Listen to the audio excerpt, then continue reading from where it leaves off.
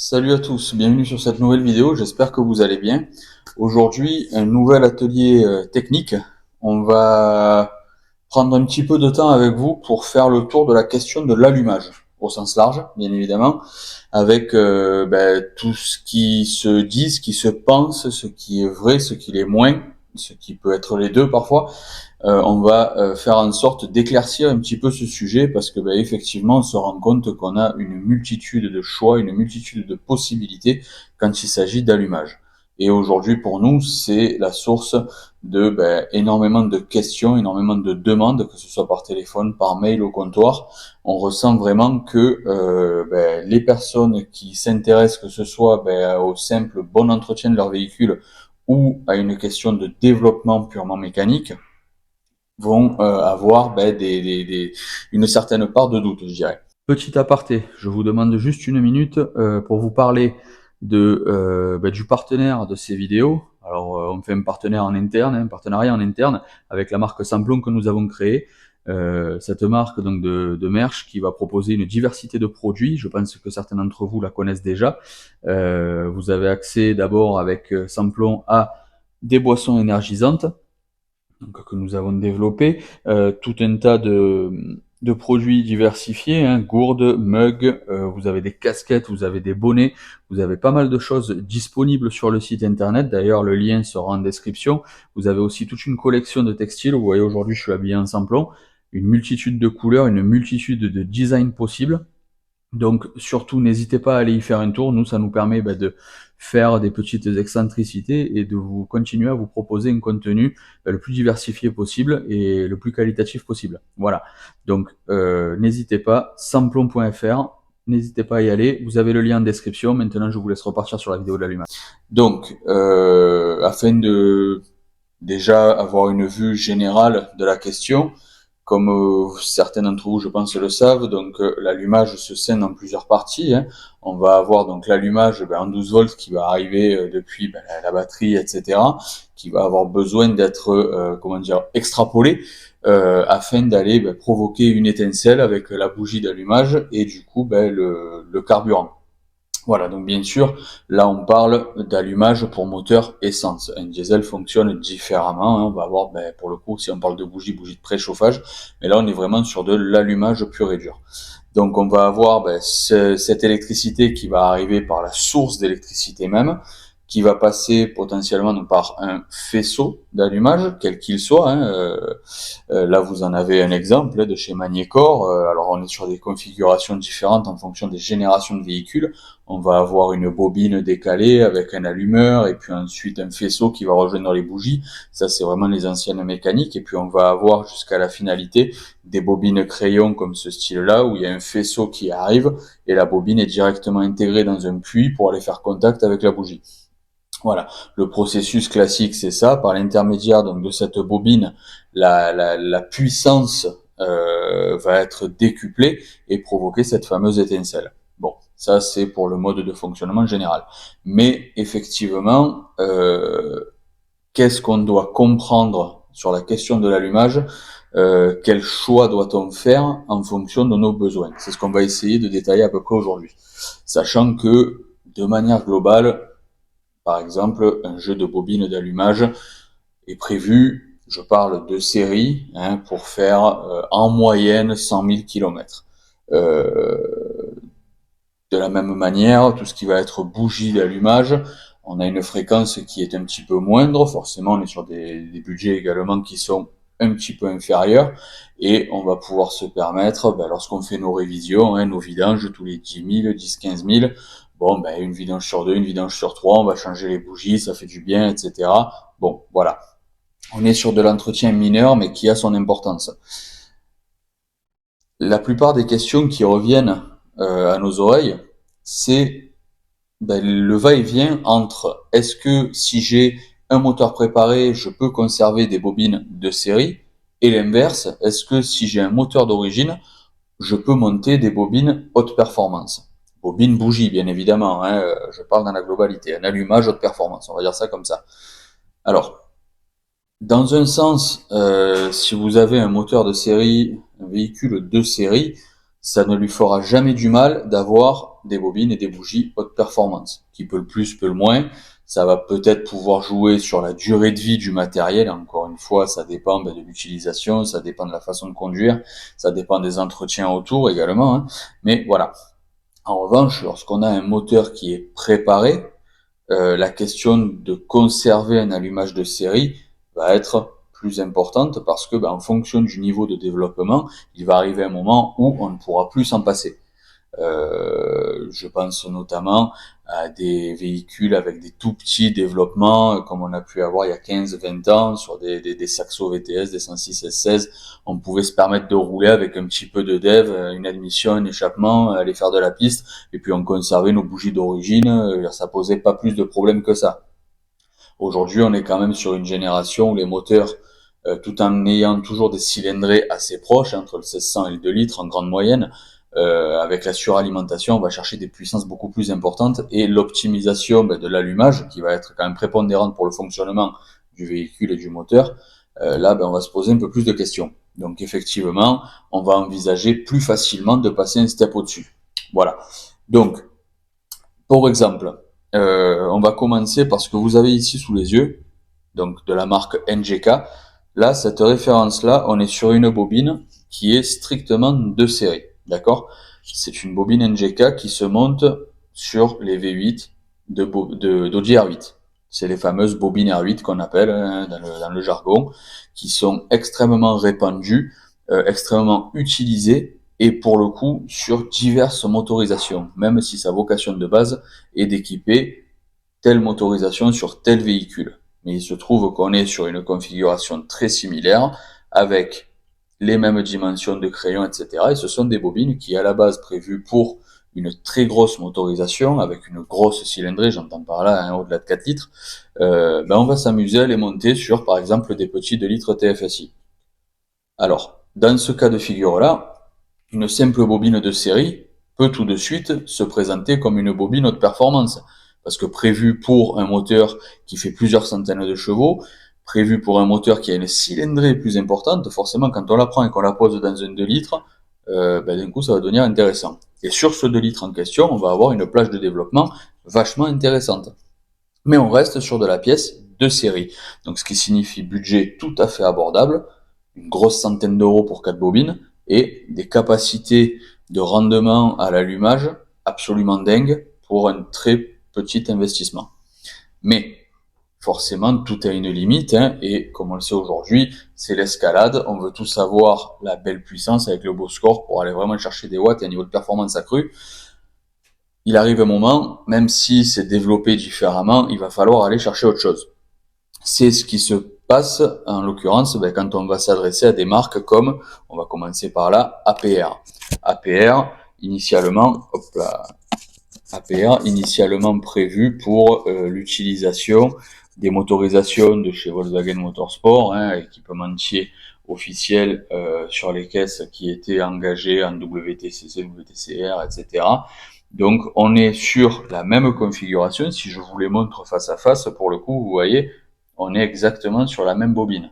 Sauf que les composants à l'intérieur de la bobine APR sont pensés différemment, sont pensés pour d'autres besoins, et du coup pour répondre surtout à des exigences beaucoup plus drastiques et par conséquent des utilisations beaucoup plus intensives, avec des puissances accrues évidemment, mais surtout les utilisations plus intensives. Différence entre les deux, par exemple, vous avez, là on est sur des bobines qui vont se monter sur des moteurs TFSI. Vous avez votre Golf 5 GTI, du coup 2 litres TFSI. Vous dites, tiens, je vais monter les bobines R8, c'est génial. J'ai ma petite reprogrammation moteur, alors comme les nouvelles générations aiment à dire, stage 1, stage 2, stage 3, bref, la bobine R8, c'est parfait, ça me convient. Effectivement, ça va vous convenir pour une utilisation tout à fait loisir, vous allez vous amuser un peu le week-end à rouler, etc. C'est parfait. Par contre, demain, cette même personne qui a cette Golf 5 GTI va décider avec un tout petit peu de développement d'aller faire des grosses sessions piste, de rouler régulièrement, de rouler beaucoup, de faire des sessions longues. Là, pour le coup, on va peut-être en voir les limites, non pas par la capacité de développement de la bobine, mais surtout par sa capacité à encaisser d'un point de vue purement endurance. Là, une bobine APR, qui en soi est fortement similaire, elle est prévue pour ça. Elle est prévue pour être utilisée et être violentée, on va dire ça comme ça, sur des longues durées, des durées de course, donc des longues sessions. Et c'est là qu'on va voir la différence où, par exemple, avec une bobine R8 de chez NGK, qui est une bobine de série, vous allez arriver lors des fortes températures, avoir des pertes d'intensité, etc. Là où celle-ci va continuer à vous en donner. Et vous ne serez pas trahi par le matériel. Voilà. Ça, c'est un élément prépondérant et il faut faire la part des choses en fonction de l'utilisation. Je pense qu'on a déjà abordé ce sujet pour d'autres secteurs, les suspensions notamment, vous vous souvenez peut-être de la vidéo. Il faut adapter le matériel à son besoin, d'accord? Donc là, vous voyez bien la différence qu'on va avoir entre du NGK de série et du APR, d'accord? Petit bémol, on va dire, lorsque on travaille avec des marques comme APR qui sont déjà bien installées dans le milieu de la haute performance, bien installées dans la compétition automobile, dans le sport auto, il ne faut pas hésiter, et ça je sais que c'est une question d'affection, quand on est dans le milieu du sport auto et de la préparation automobile, on a toujours tendance à avoir une certaine affection pour telle ou telle marque d'huile par exemple, il y en a qui ne vont jurer que par Motul, d'autres que par Castrol, bref, et on va avoir la même chose pour l'allumage. Moi j'ai une Volkswagen, je veux que du APR parce que c'est APR qui est monté en course, etc. Et inversement, moi je veux que du NGK. Bref, nous aujourd'hui, nous avons vocation par la diversité de notre clientèle, on a la possibilité justement de proposer une multitude de marques en fonction des utilisations. Je parlais donc de NGK et APR, mais à niveau équivalent, on a MSD. MSD, donc là, bon, de par la configuration de la bobine, on est sur une génération un peu plus moderne, mais la particularité de ces bobines-là, c'est que on va se trouver en face à face direct avec du matériel haute performance comme APR, sauf que c'est peut-être un peu plus méconnu, donc des bobines plasma, mais qui fonctionnent pour le coup très bien. Nous avons fait le pari par le passé d'équiper une Volkswagen Golf 7 WTCR, donc une vraie caisse d'usine, une vraie voiture de course, qui par conséquent au montage en sortie d'usine était équipé en APR, et l'un de nos clients qui court sur le championnat TTE à l'époque faisait donc un beau moteur, etc. Et à un moment donné nous demandait les bobines APR. Bon, petit souci à ce moment-là, difficulté à obtenir les bobines APR. Nous avons pris du moins une décision avec le client de partir sur les fameuses bobines MSD plasma. On s'est dit effectivement c'est pas ce qui est monté à la base sur la voiture de course, sur la voiture d'usine, mais il n'y a pas de raison que ça se passe mal. Résultat des courses, le client les a montés, a fait sa saison et nous en a redemandé pour la saison d'après parce que ça s'est très bien passé. Là, on se rend compte que du coup, plusieurs possibilités peuvent bien marcher. C'est là que nous sommes là, nous aussi, d'un point de vue conseil, en termes de valeur de conseil, d'orientation. On a pris le risque à certains moments d'orienter des montages, de faire des tests, de voir si telle bobine qui fonctionne bien pour une utilisation de loisir peut avoir son rôle en compétition ou en track day avec des très forts rendements, etc. Aujourd'hui, on est en mesure de faire cette séparation. Donc là, vous voyez, on a un panel NGK, APR, MSD du coup très bien placé dans la course également. Donc ce sont des possibilités qui s'offrent à vous. Il faut simplement les choisir pour les bonnes raisons. De la même manière, on va avoir sur le segment de la bobine haute performance, donc que vous allez pouvoir monter, je le répète, sur votre véhicule de série, ça ne pose aucun problème, qui peut le plus, peut le moins, mais par contre qui vont s'imposer lorsque vous avez des utilisations intensives, on va passer sur les bobines HP Ignition. HP Ignition, c'est l'accès au matériel haute performance avec des budgets relativement maîtrisés qui vont vous permettre de répondre à certaines demandes, mais encore une fois, on ne va pas être sur des budgets qui vont s'envoler comme du Ignition Project où on va être sur 4 bobines au-delà des 1000 euros. Ça permet de solutionner pas mal de choses. On prendra le temps d'en parler parce qu'on a monté cette marque de bobine sur le mulet de course de notre pilote Antoine Amar qu'on suit là en C1 Cup dont on a déjà parlé à plusieurs reprises. Et du coup, on a fait le test de monter ce type de matériel sur une très grosse journée track day. Ça s'est très bien passé. Lors d'une utilisation extrêmement intensive, on s'est retrouvé avec du matériel qui a répondu aux attentes, qui a permis de faire tourner la voiture, de profiter tout au long de la journée. Et puis bon, ben, effectivement, en fin de journée, lors de grosses sessions de plus de 30 minutes, ben, on voyait que on perdait un petit peu d'intensité, mais à aucun moment elle ne montrait de gros signes de faiblesse ou l'on lâchait. Donc pour un investissement plus que maîtrisé, HP Ignition reste une solution plus qu'honorable. D'accord? Là, vous avez sous les yeux des bobines de Nissan 350Z, ou ici, des bobines qui se vendent uniquement par paire, c'est pour les 4G63 de Mitsubishi Lancer Evo. Voilà, alors c'est rigolo parce qu'on est sur des architectures totalement différentes. Vous voyez les crayons là, donc avec les parties métalliques, etc. Les bobines de Lancer Evo, ben, tout est flexible, c'est du caoutchouc, mais pour le coup, ben, ça fait le job, ça fonctionne tout aussi bien, donc c'est parfait. Voilà, donc comme vous pouvez le voir, on se retrouve quand même avec pas mal de possibilités, pas mal de solutions à adapter en fonction du besoin. Il y a des questions malgré tout qui se posent et qui reviennent. Alors là, on va faire un très rapide tour d'horizon. On nous demande souvent, est-ce qu'il faut changer une bobine ou quatre, ou les 4 ou les 5, 6 en fonction du moteur, bien sûr. Dans l'absolu, vous pouvez changer la bobine en panne. Ça va pas empêcher de faire retourner la voiture. Mais après, ce qu'il faut se dire, c'est que s'il y en a une qui a lâché, c'est que les autres, en principe, sont pas loin. Donc, idéalement, il faut changer la série complète. Ça va de soi. C'est la même chose pour les bougies, c'est la même chose pour des plaquettes de frein. Hein. On va pas changer que le côté gauche, on change les deux côtés, même si ça fait du bruit que à gauche. Donc ça, bon, c'est vrai que on n'a pas vraiment le choix par principe. Euh, il faut y aller. C'est un budget, c'est vrai, en fonction de ce qui se passe au moment où ça tombe, c'est peut-être pas le bon moment, mais on change les 4 pour avoir la sérénité d'avoir un moteur déjà qui tourne convenablement, qui n'ait pas plus d'intensité d'un côté que de l'autre, mais effectivement, il faut changer les 4. Voilà. Ensuite, il y a une autre chose qui revient régulièrement, c'est qu'est-ce qu'on peut attendre d'une bobine haute performance. On a déjà pas mal déblayé le terrain avec ce qu'on vient de dire, mais c'est vrai que lorsqu'un client qui a l'habitude, pour sa voiture de loisir, qui a l'habitude d'acheter ses bobines de série pour ses entretiens, etc., et un jour va décider d'optimiser un petit peu, ou alors pour des besoins parfois de petites préparations, de conversion éthanol, etc., on va avoir des besoins un peu supérieurs, et on se dit, on franchit un step. Sauf que ce client-là va se demander, est-ce que c'est vraiment utile? Est-ce que on me vend pas ça pour me faire un package et me faire ressortir encore quelques centaines d'euros supplémentaires?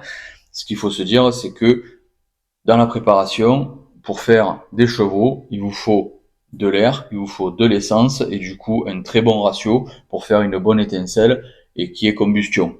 Donc forcément, si derrière vous arrivez avec beaucoup plus d'essence ou beaucoup plus d'air et que au niveau de l'allumage vous restez stock, vous allez avoir un problème. Ça va pêcher quelque part. Donc il va falloir forcément prendre un step au-dessus et du coup, l'attente que vous allez avoir, ça va être le bon fonctionnement. Mais cette attente va se calibrer par rapport au niveau de préparation. Ça sert à rien de mettre 1500 euros dans 4 bobines si c'est juste pour faire une conversion éthanol ou alors une petite reprogrammation pour récupérer quelques dizaines de chevaux et un peu de couple.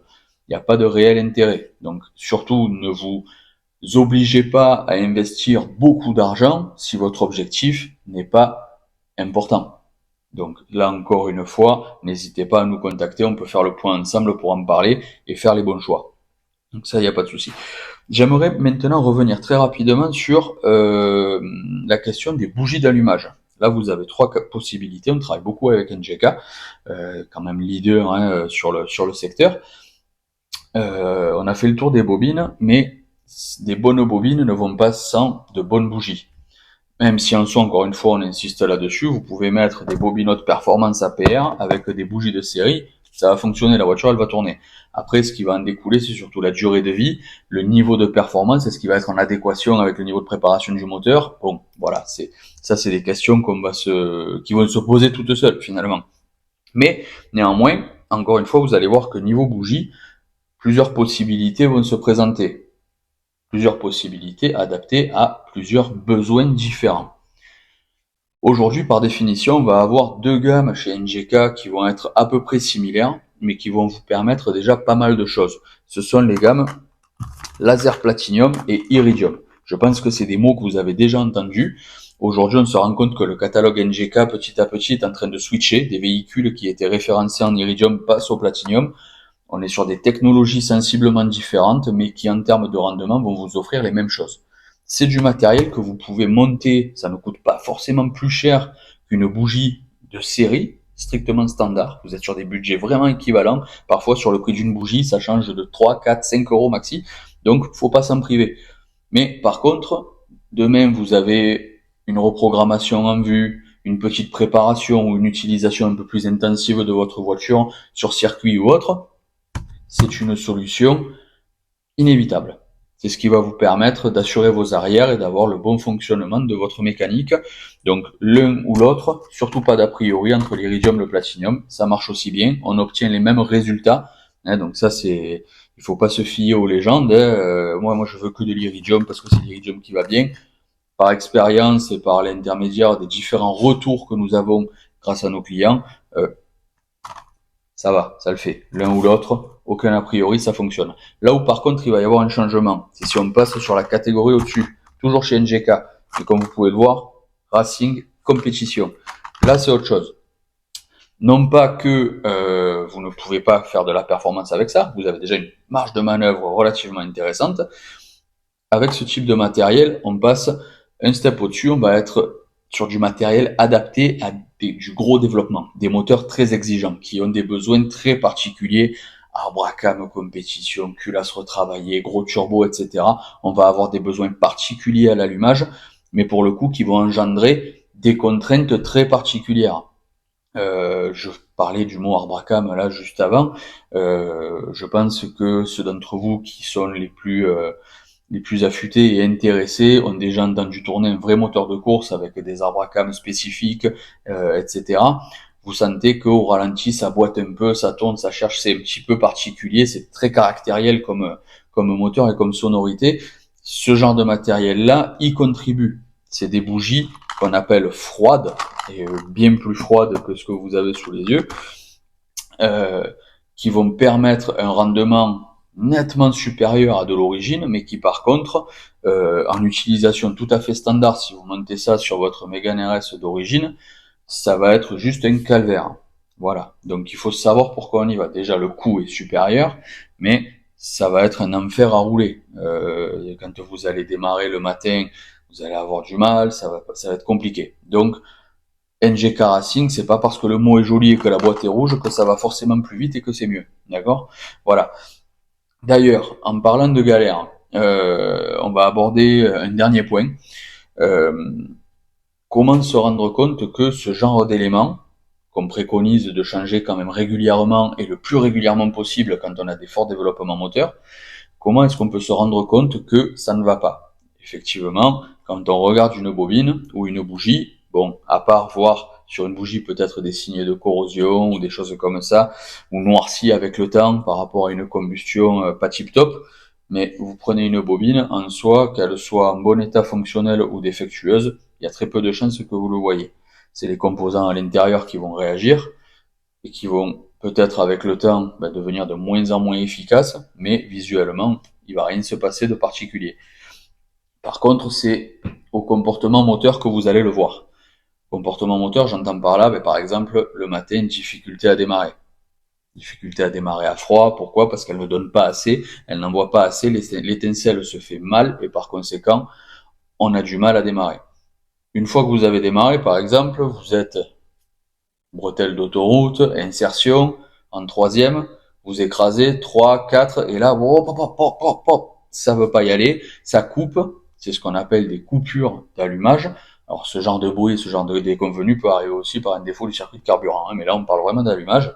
Euh, Si vos bobines, bougies, etc. ne donnent pas ce qu'elles ont à donner et qu'elles commencent à flancher, quand vous allez demander une intensité accrue d'un coup, elle va pas être en mesure de vous la donner. Donc, elle va être débordée et elle va couper. Voilà.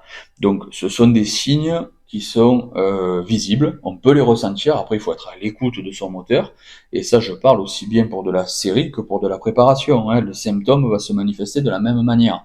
Donc, si par hasard, de temps en temps, ce genre de choses vous arrive, ça peut potentiellement être un élément d'allumage, tout en sachant que, dans l'absolu, changer une bobine d'allumage, il n'y a rien de sorcier. Comme vous le voyez ici, il n'y a même pas de point de fixation, donc on débranche la connectique, on sort le crayon, on remet l'autre et on rebranche. Pour certains modèles un peu plus particuliers, on va avoir, allez, un point de fixation. Bon, c'est pas non plus extraordinaire, c'est une intervention que vous pouvez faire vous-même avec un minimum de minutie et de précaution, il n'y a pas de raison que ça se passe mal. Comme vous l'avez vu, on a pas mal de possibilités à différents budgets, donc on peut s'en sortir. Si ce genre de choses vous arrive, ça sert à rien de paniquer et de dire qu'on va en avoir pour des millions. Ça peut être quelque chose de très bénin finalement. Voilà. Donc là, j'ai parlé au tout début des faisceaux d'allumage. Je m'attarde pas là-dessus parce que bon, ça s'adresse forcément à une certaine catégorie de véhicules plus anciens. Mais toujours pareil, c'est toujours le même raisonnement qu'il faut avoir. On voit souvent des couleurs sur le faisceau, au-delà du fait que ce soit joli, noir, rouge, bleu, etc. Très souvent, et notamment sur une marque comme Magnécor, les codes couleurs vont avoir une incidence sur le diamètre du câblage, sur la section du câblage, pour justement accepter plus ou moins de rendement. Donc généralement, on choisit la couleur par rapport à son besoin. Voilà, c'était juste un petit aparté. Il faut y penser. Si demain sur votre Golf 3 VR6 ou sur votre GTI, vous avez envie de changer votre faisceau d'allumage pour un effet esthétique, pas forcément nécessaire de mettre des grosses sections en 10 mm si le reste de la mécanique est d'origine. Il faut toujours adapter. Surtout que parfois, si on passe sur des très grosses sections, sur votre voiture d'origine, vous allez avoir des passe-câbles qui sont prévus pour du 7 ou du 8 mm. Si vous arrivez avec du 10, il n'y a plus rien qui va rentrer. Il va falloir réadapter tout plein de choses. Ce sont des petits éléments sur lesquels on peut se faire avoir et du coup se rajouter des contraintes. Voilà. Donc, je pense qu'on a à peu près fait le tour. Bien évidemment, si vous avez d'autres questions, mettez-les en commentaire. On prendra soin de vous répondre. Il n'y a aucun souci. Mais voilà, on a à peu près déblayé le terrain sur le réel intérêt, je dirais, de changer ou non les pièces de l'allumage. Alors changer oui pour de l'entretien par rapport à une certaine fréquence, mais surtout optimiser ou non en fonction des besoins. Comme vous pouvez le voir, il existe plein de choses. Donc si vous avez besoin qu'on vous oriente, qu'on vous aide à choisir tout ça, ben, vous n'hésitez pas, comme d'habitude, mail, téléphone, vous passez au magasin, on sera là pour vous répondre et on fera en sorte de vous orienter au mieux en fonction de votre besoin. J'insiste bien là-dessus. Voilà. Il est temps pour moi de vous souhaiter une bonne fin de journée. Je vous dis à la semaine prochaine pour une autre vidéo. En toute logique, on devrait être à bord d'une voiture. Et puis, écoutez, passez un bon week-end prolongé pour ceux qui arrivent à passer le pont. Et puis, pour les autres, bon courage pour la journée de vendredi. À très bientôt, salut.